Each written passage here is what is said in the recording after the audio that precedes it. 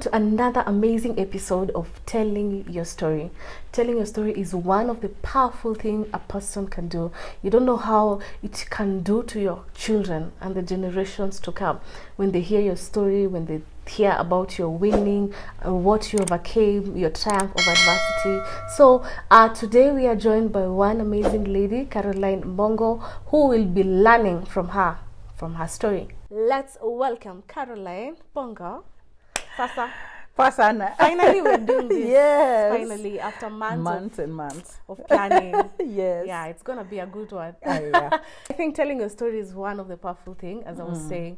And sometimes we hide from our story. It's true. Not knowing that it made us who we are.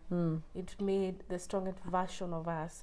So today we are ready to hear from you. Thank you so much. Yes. Every story you've heard of adversity in the past that encouraging us. Yeah, true. It is because somebody gave a story. Somebody shared. If it wasn't shared, nobody would know. That's why the Bible says they overcame by their testimonies. Yes. In the blood, right? Yeah. Because there's power in giving a story. Yeah, true. True. Okay, so my name is Caroline Bongo. I am married to George Bongo. We have 7 kids, 7 wonderful girls. Nice. I am a horticulturalist. I don't know if you understand what that means, but let me say I'm a consultant. I work with the farming systems, agricultural values systems. That's too technical. But I work with farmers that mostly do exports. I am also a musician. Nice. And I am an author. Growing up, I grew up in Meru, right at the heart of Mount Kenya. Growing up, I remember going to visit my dad's auntie, and Mount Kenya was so not, the trees were still up there, that women would be farming with monkeys. That's how deep into Mount Kenya I grew up with. I think my parents or my grandparents were the first people to settle there. And so growing up in the village was a lot of fun. Of course, growing up in the village, you thought, people born in town are better because of the lights and everything. But now that I've grown up and lived in town, I actually miss life in the village. It's just quiet, and everybody you're all family. It's a community. And I also came from a big family. So out of the whole village, a big part of it was relatives. So I grew up. I went to a local primary school there. And went to high school, as first high school, a second high school. I went to a high school called Mikinduri Girls. Then in Form 3 I went to Kaaga Girls, and then finished Kaaga Girls, and then joined university. Before then, actually we were unlucky because we were I think the 3rd year after they had stopped doing National Youth Service. So students were just rogue. So there were so many strikes. So I remember we lost a year. More than a year, almost 1.5 years before going to college. And then after that, we joined college. I went to Jomo Kenyatta University. One very strong aspect of my life was that I was raised by parents that were present. They preached integrity. They took us to church. Apart from my parents, I grew up with a sort of a missionary family. So everybody in my family were Christians. Like, it was just no, not only were they Christians, they were pastors and missionaries. Your parents? My aunties now, my aunties and uncles. So my parents, yes, were church people, but my aunties and uncles, they were, you know, you've had Jokayo now with the eulogizing him. So that first Tukutendereza movement that he came up with, my grandmother got saved. So my grandmother was deep into that whole movement, and somehow I think she prayed all her 8 children into salvation. So actually, apart from my dad, the rest are either pastors, or even if they are working, they are like church elders. And even my dad, to be honest, a church elder. So he prayed her children into church and salvation and everything. Yes. And then now the grandchildren, of course, somehow you naturally step in. So because the door is already open. Yes, that's the life you know. That's basically the life you know. So I grew up in church. But now, because of I was sort of so in the only some families you have people who don't know God and those who know God. In my family now, everybody knew God, only that there was people who are in sort of in religion, in the religious churches, and others who are they're Catholics, Methodists, and then there was the Pentecostals, which are my grandmother now, and some of our children. So sort of in between that, I sort of got more into the spiritual, the ones that really believe God more. And grew up in church, and then when I was about 12, actually, I got saved. I did not even know what it means, to be honest. Okay. I have no idea. I just knew I didn't want to go to hell.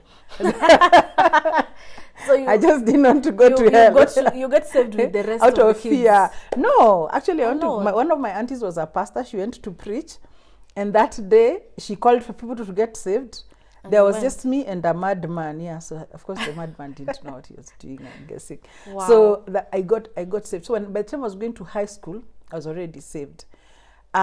Just remember, I got saved, then went to high school, and then sort of got into, when I say bad companies, people who are not really born again. Yeah. So I wasn't really I didn't go off, but I wasn't going to church. I mean, to see you and all that. I didn't take it seriously. But inside me, I think what happens when you receive God in your heart, with Christ in your heart, you sort of can't really run. You can never really run away from it. The truth. Yes, I think you can't run away from it. So eventually I realized this group I was in was so strong. I started praying to move schools, because I knew the only way I can is just go to another school and start afresh. So God gave me a fresh start again. And in Form 3, I always remember that was the first time I fasted, because I was so desperate. I was tunaenda shule term 1, na naogopa kurudi, because I am so frightened of I can't stand for myself and say I'm a Christian. So I remember I fasted. I did not even know what was not fasting. I just knew I just needed to not eat and pray. And that's what I did the whole day. And my dad was called that day, and was told, come, and he was given a letter. So that evening when I was breaking the fast, I had my mom excited.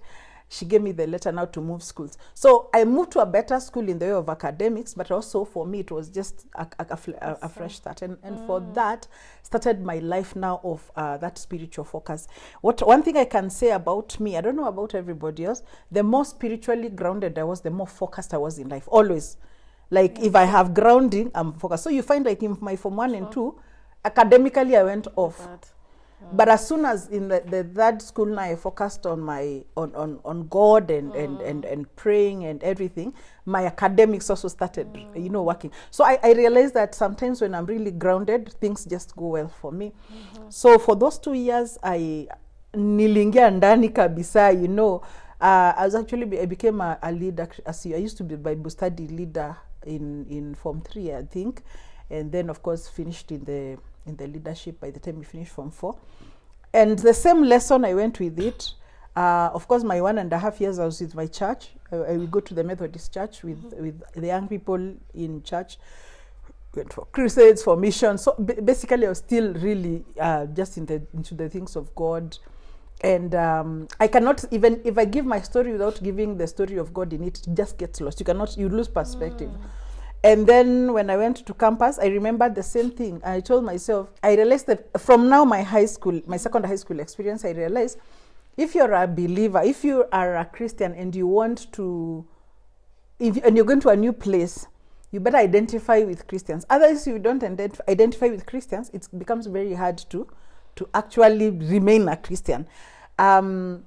And I knew I wasn't strong enough. Maybe there are times, sometimes you get strong enough, but I knew I wasn't strong enough. So in the same way, when I went to university, when all my life, everybody says, my dad I'm a firstborn. So my dad took me to school, like he took me to university, and the rest of the kids took themselves. So and it's very interesting, because in my first job, he took me to work. Why? I think just like that. He just, I think he didn't really see me grow, and like I'm growing up, So I always, at work, at school, everyone used to joke, hey, she got brought by her parents. So anyway, so my dad brought me, we registered, he paid the fees. And then I was in a public university, so normally the whole government, you're paid more by the government, so you paid the parent part of the fees. Left and settled. So as soon as my dad left, I looked for the Christian Union table, because I had seen it when we were passing. Because my aim was, I didn't know there was a Christian Union table, but I knew I had to find Christians. And I had been praying about the room that I was going to stay, or where I was going to stay. I didn't know there were dorms or rooms. I didn't know. I mean, before you go into campus, you don't know. So the miracle God did is I found the Christian Union table. I registered my name. But also the room I went, I found Christians. Like, they were the girls I was with. There were 2 and they were saved. So that was really amazing for me, which was, it's not a coincidence. Of course, the Christian Union was very robust. By the second day, they called us. And now that's how my whole campus life was Christian Union. Like from day one. Actually, by the 3rd week, I was put in the choir subcommittee, because I was a singer. I was put in the choir subcommittee. So you're active. Week. Yes, I was active from the beginning to the end. So for 4 years, apart from schooling, I was either in the Christian Union, and especially with music. Eventually, I became the choir director. But I was also leading the university choir as well. So there was us singing in the State House and everything, but mostly with the Christian Union. So my life was 3 things. It was schooling, it was the church, Christian Union, and it was singing. Those were my 3 things that I was. And it was the most, every time I'm doing assessments about my life, because I've had to do a lot of personal development, just to refocus myself. When you go off, it takes so much energy, so much time, so much lessons to be able to focus. So when I do these personal assessments a lot of time, and they ask which was the best time of your life, it always go back to university. I had like the best time. It's not that I passed all the time. There are times when I had to do receipts. But I had a lot of victory. You did what you loved. Yes, I was doing what I loved. Eventually, I finished university. I can't even say the academics is what I loved, because I was even struggling, but God was helping me. But I did what I loved. I finished college. And while I was at college, by the way, I worked with the Christian Union, composed songs, and we recorded the first Christian Union it used to be a cassette then. I remember I used to go and sing at KBC. It used to be called, you were a baby then, but it was called Joy Bringers. Because Joy Bringers, yes, I think. And then after that, actually, by the time I was finishing my 4th year, 3 months later, I recorded my first music album. So I was really super focused. For that age, I look back, I was talking to my husband yesterday and telling him how, when I decided to be focused before, it was hard, but it worked. Like, for example, when I was in 1st year, there was a mission to Zimbabwe, and we needed to raise 28,000 in the 90s was a lot of money. It's probably like Kaylin telling me, Mom, I want to go somewhere and I need 500,000. It was like that amount. And imagine I decided I'm going to raise it, because I knew nobody would give it to me. I mean, it's not school fees or anything. And I made cards, I did things, and I raised the money and I went. Although eventually my dad had to sort of chip in. But that is how. So in the same way, I raised money for my album and I did it. I was like super focused. I knew where I was going, but it was like the most natural thing. I didn't tell myself, you have to focus. I just found myself like that. And then life happened. So I'm giving you that part of my life to show you that it's like I knew where I was going. I knew what I wanted to do until a certain time of my life, and then lost everything. Lost focus, lost direction, lost everything. Yes. That's the beginning of my life. Yes.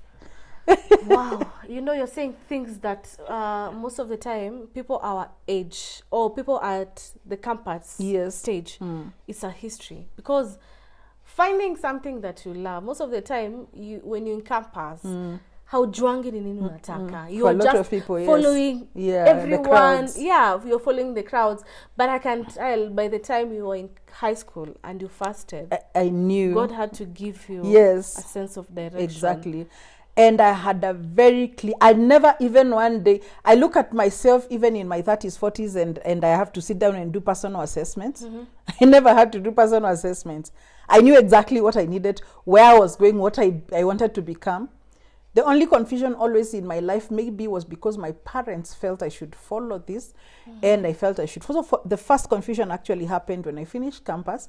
Remember, nimetoa album, I am having airplay, a lot of airplay. I haven't even pushed it, just pushed itself.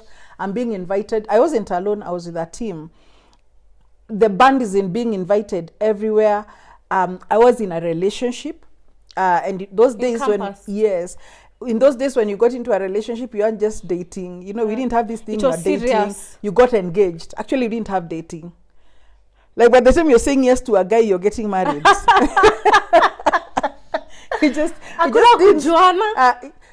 Kujuana ilikuwa before. See that we've met today. So you could be friends as long as amujasema ndio, you know. So like this guy, maybe we were friends for 2 years. I can't even remember for how long. Oh, so by the time you're saying yes for marriage, not to date.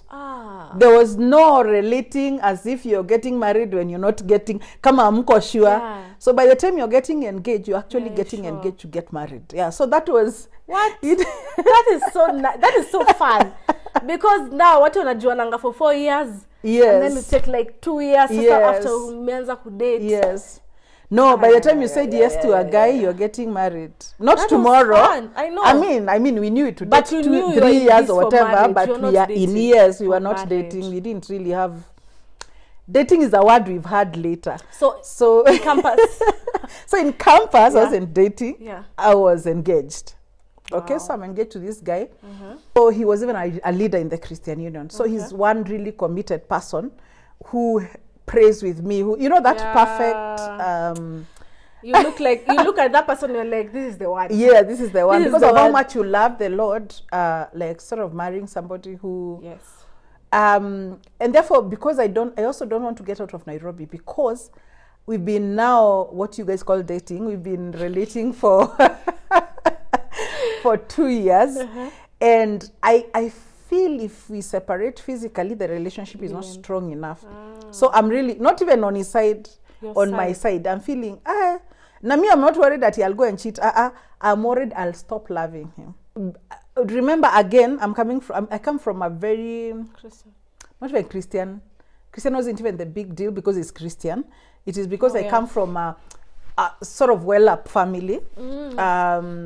And he came from a family that was really struggling. So, first of all, apart from being worried if my family would accept him, which I knew they would eventually because he was a wonderful person, he had the problem that his priorities were not the same as mine. Remember, I don't have any responsibility, so it's my life. You hit life and go. Him, he has siblings, he has his parents. Like, he's one of these fast people to be educated. So he really needs, it is just fair that he takes care of his family. Sure. So me, it's not even that I wanted to get married early.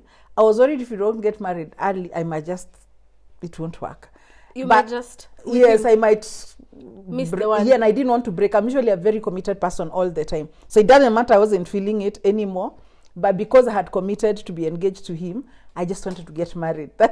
I'm just a very, is it royal or loyal person? So I was, as much as I wasn't feeling it so much, I wanted to stay in Nairobi so that we get married. Now, on the other side, he didn't want to get married quickly because he didn't want responsibilities. And he has responsibilities for his family. And as much as I understood that, I was feeling, the thread is getting too thin. You understand? Were you not afraid that you will mess up in future? No. Messing up was never my problem. I think when the Bible says those are standing, be careful not to stand. I was one of those, let me say self-righteous. I knew, you know, we, in our times, maybe even nowadays, I don't know, it depends. I grew up at a time where sexual purity was critical, like really critical. So you never ever got intimate with somebody before you got married. So even him, he'd never gotten intimate. You see, so it's not even that. It's not even that. It's not like we were intimate and the intimacy. No. We are friends. We talk, but that it's wavering now. So if I'm not messing up with him, why would I go up and mess up? I'm not worried about that. My worry is that I am, sina hiyo feeling, ni kama kuna kitu tu na lose. And now, you see, now already I was feeling we are stretching it because we've been engaged for 2 years. He's saying maybe the earliest you can get married is 2 years from that time. Yeah, after the 2 years now. And I'm feeling Paliniko, I can break. I'll break something I don't want to break. You understand? I can feel I will break this, not out of cheating or anything. I'll just say, I can't handle this anymore. So I don't want. So now, in addition, I get a job outside of town. So now, not only are we going to stretch the time, we're also going to stretch the distance.